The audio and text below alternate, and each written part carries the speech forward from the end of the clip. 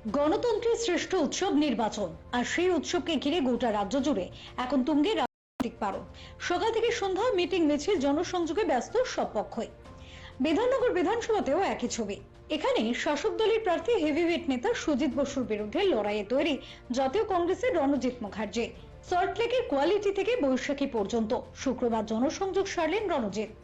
রাজনৈতিক অভিজ্ঞতা আর এলাকায় গভীর যোগাযোগ সব মিলিয়ে বিধাননগরে তিনিও চ্যালেঞ্জ ছুড়তে প্রস্তুত। গুরগাঁও হায়দ্রাবাদের মতো বিধাননগরকে তৈরি করতে চায় নিজের কেন্দ্রে প্রচারে মন্তব্য করেন তিনি।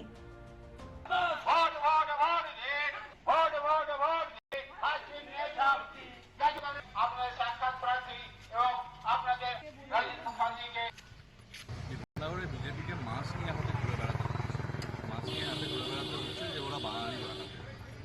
এখন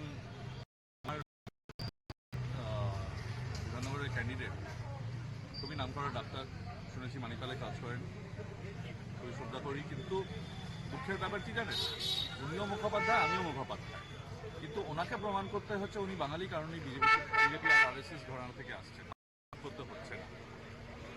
আর মাননীয় সুজিত বাবুকে আমি বলবো 2010 থেকে আপনি আছেন, যত চেষ্টা করেছেন নিশ্চয়ই, কিন্তু বিধাননগরের যে ভবিষ্যৎ হওয়ার কথা, যে ভিশনটা হওয়ার কথা, যে ডক্টর বিধানচন্দ্রের যে ভিশন, সেটা লাস্ট 15 বছরে এখন ভিশন ছেড়ে দিয়ে মনে হচ্ছে যেন কোনো রকমে এখানে লোকেরা যাতে দিন কাটাচ্ছে। আমি প্রতিটা বাড়ি যাচ্ছি, প্রতিটা বাড়িতে নেক্সট জেনারেশন জেনজি ওরা নেই বাড়িতে, কারণ এখানে কোনো চাকরি নেই, এখানে কোনো ফিউচার নেই। আর এটা গ্রামের মফস্বল জায়গা নয় যে ওখানে গ্রামের ওই ডিস্ট্রিক্টে হেডকোয়ার্টারের কলেজে করেছে আর চাকরি পাচ্ছে না। এখানে সবাই যারা পড়াশোনা করে, লেক টাউন, কালিন্দি, সবাই ভালো ভালো, saint Xavier's, Techno India, system,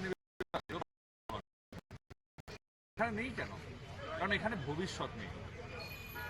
আমি ড্রিম করছি যে ব্যাঙ্গালোরের সাথে আমি বিধাননগর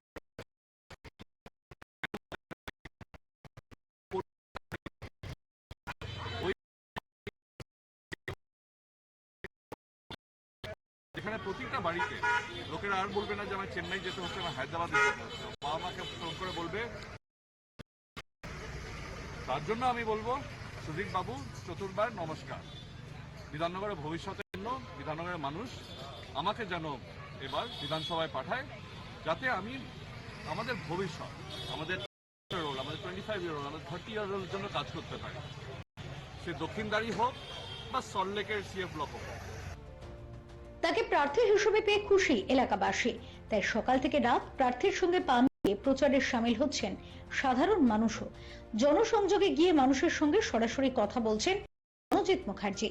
ব্যুরো রিপোর্ট, চ্যানেল 10। তীব্র দাবদাহ